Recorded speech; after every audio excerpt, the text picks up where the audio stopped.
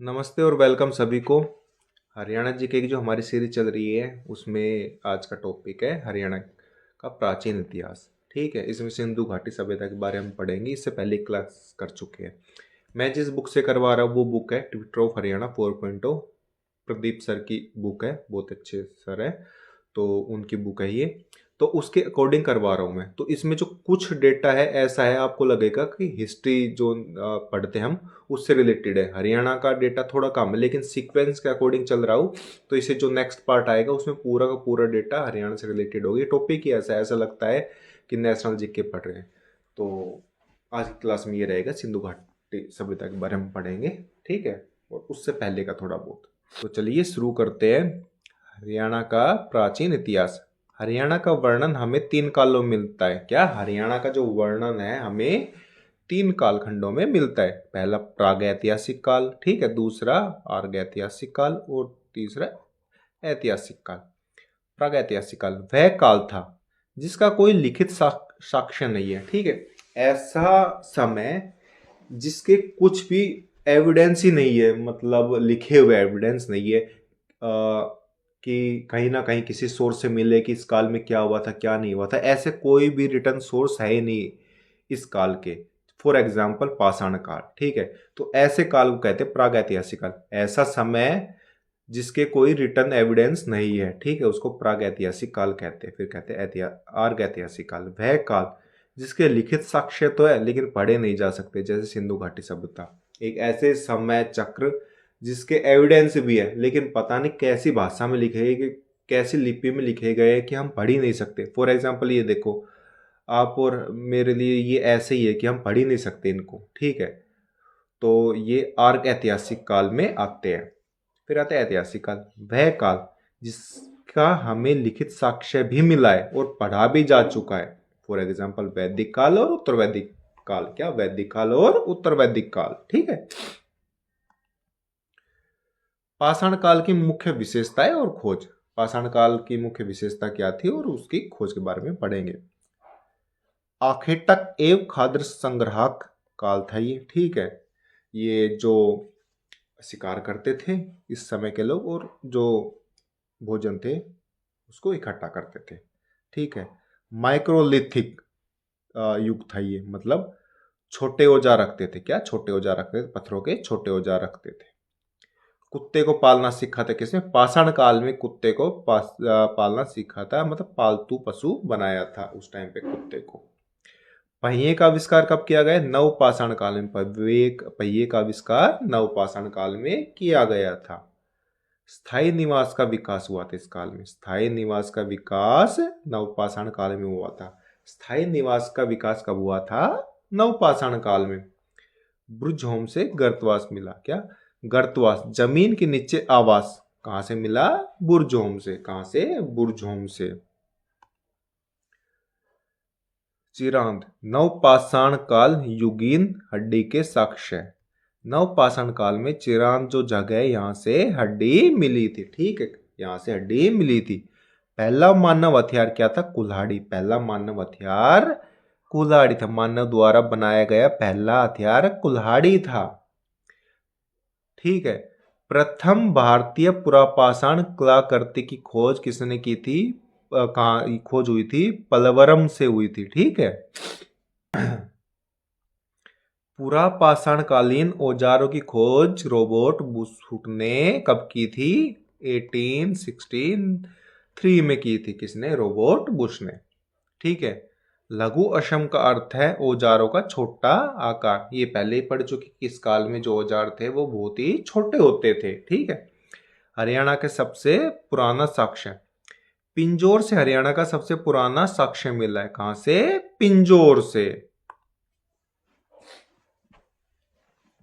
भारतीय पुरातत्व कुछ महत्वपूर्ण खोजे और स्थल। ठीक है, क्या? कुछ महत्वपूर्ण खोजे और स्थल। अलेक्जेंडर कनिंघम को भारतीय पुरातत्व का जनक कहा जाता है। किसको? अलेक्जेंडर कनिंघम को। ठीक है। भीमबेटका, प्राग ऐतिहासिक काल में भीमबेटका चित्रकला के लिए प्रसिद्ध थी। किसके लिए? चित्रकला के लिए। किसके लिए? चित्रकला के लिए प्रसिद्ध थी। क्या? भीमबेटका। फिर आता है मेहरगढ़। क्या? मेहरगढ़। मेहरगढ़ पुरास्थल से पाषाण संस्कृति से लेकर हड़प्पा संस्कृति तक के साक्ष्य मिले। कहां से? पाषाण संस्कृति से लेके हड़प्पा संस्कृति तक के साक्ष्य मिले। कृषि और स्थायी जीवन के पुराने प्रमाण भी मिले हैं यहां से। ठीक।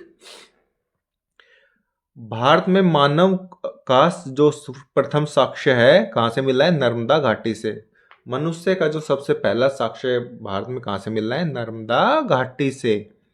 हथनोरा में लगभग 5 लाख पुराने प्रमाण मिले। किसमें? हथनोरा में 5 लाख पुराने प्रमाण मिले। मध्य पाषाण काल में पशुपालन के साक्ष्य मिले। कहां से? आदमगढ़ से। मध्य पाषाण काल में पशुपालन के साक्ष्य मिले। कहां से? आदमगढ़ से। आदमगढ़ से। राख का टीला।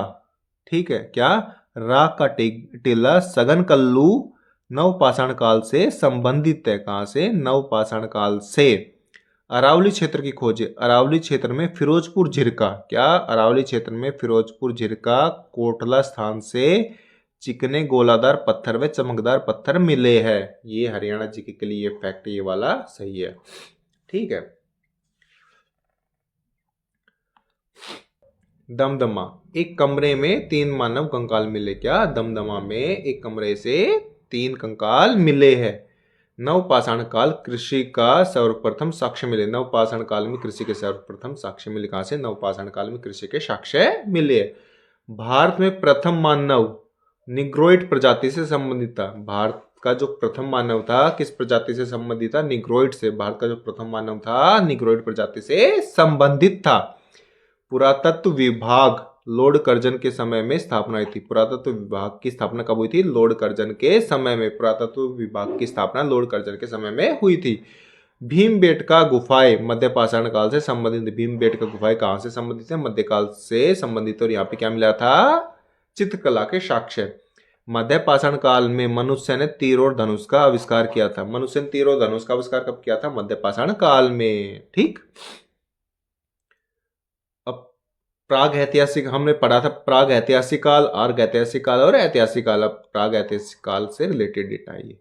पिंजौर अरावली क्षेत्र। क्या? पिंजौर पिंजौर शिवालिक क्षेत्र। मानव जीवन के प्रारंभिक साक्ष्य मिले। 1.5 करोड़ वर्ष पुरानी मानव की खोपड़ी मिली है यहां से। यह हरियाणा का सहला का सबसे प्राचीन साक्ष्य है। खुदाई किसने की थी? डॉक्टर पिलग्रिम के ने। ठीक है।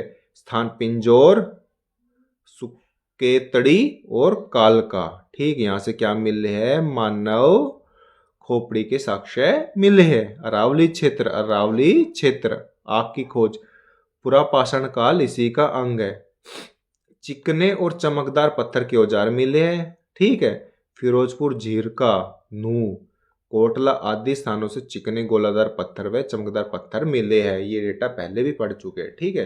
पिंजौर क्षेत्र और अरावली क्षेत्र। पिंजौर क्षेत्र में क्या मिले हैं? 1.5 करोड़ वर्ष पुरानी मानव खोपड़ी मिली है। और अरावली क्षेत्र में चिकने और चमकदार पत्थर के औजार के साक्ष्य मिले हैं। औजार मिले हैं। फिर आता है अर्ध ऐतिहासिक काल। क्या? अर्ध ऐतिहासिक काल। हड़प्पा सभ्यता की खोज किसने की थी? 1921 में दयाराम साहनी ने की थी। किसने की थी? 1921 में दयाराम साहनी ने की थी। ठीक है। समय अवधि क्या थी? 2500 ईसा पूर्व से 1700 ईसा पूर्व माना गया। स्थान सबसे पहले खोजा गया नगर हड़प्पा था। सबसे पहले खोजा गया नगर कौन था? हड़प्पा, जो वर्तमान में पाकिस्तान में रावी नदी के किनारे। वर्तमान में कहाँ है? पाकिस्तान में रावी नदी के किनारे है। नामकरण कैसे हुआ? इसे सिंधु घाटी की सभ्यता भी कहते हैं क्योंकि सिंधु नदी रावी नदी के किनारे पर विकसित हुआ था। ठीक है। विशेष नोट हरियाणा से रिलेटेड है। हरियाणा में सबसे प्राचीन स्थल कौन सा है? भिड़ाना। क्या है? भिड़ाना।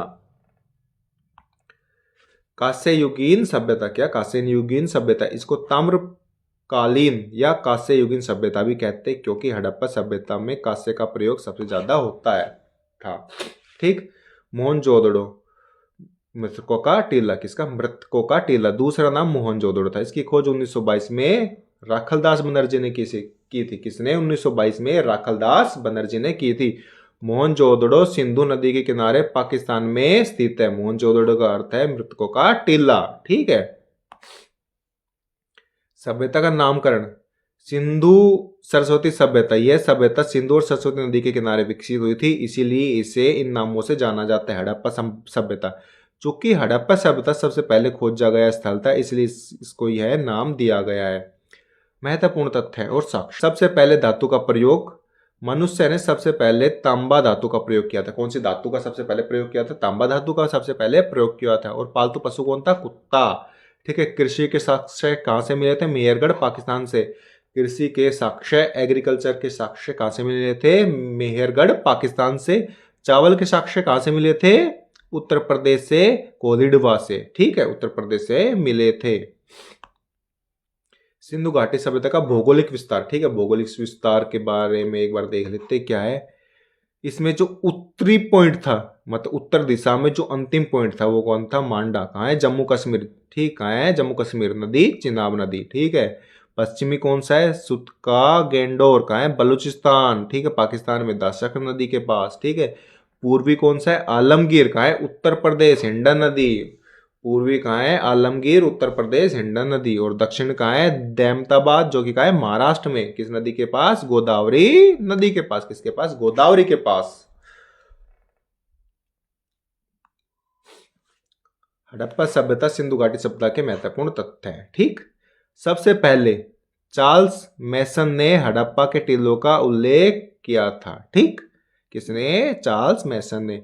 प्रमुख खुदाई जॉन मार्शल द्वारा हड़प्पा की और मोहनजोदड़ो की खुदाई की गई थी। किसके द्वारा? जॉन मार्शल के द्वारा।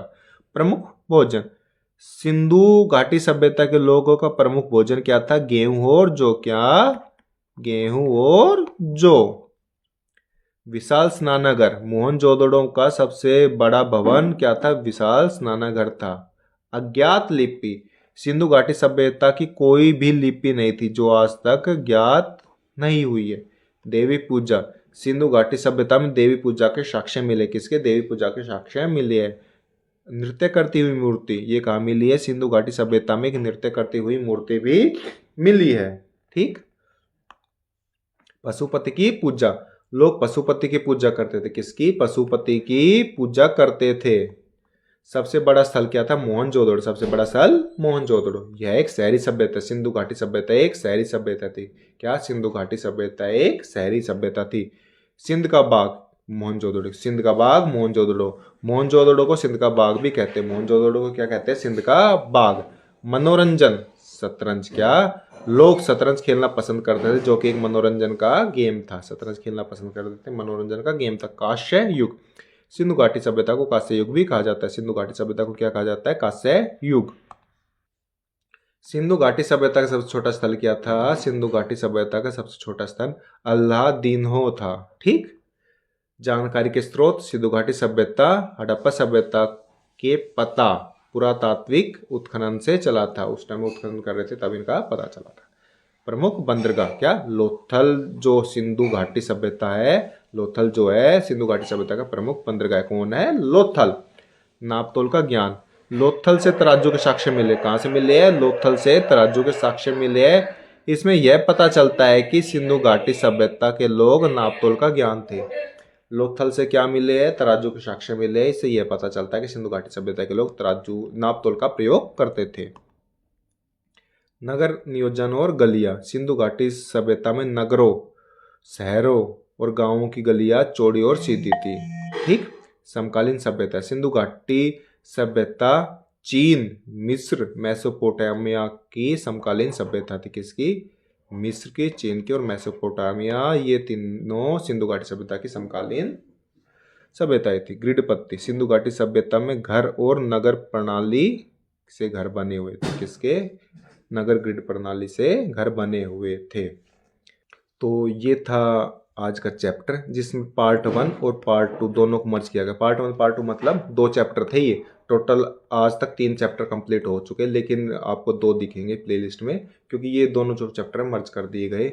इसके बाद इससे रिलेटेड और डेटा आएगा, एक अलग से चैप्टर जिसमें हरियाणा का डेटा ज़्यादा मिलेगा। तो तब तक के लिए बाय एंड टेक केयर।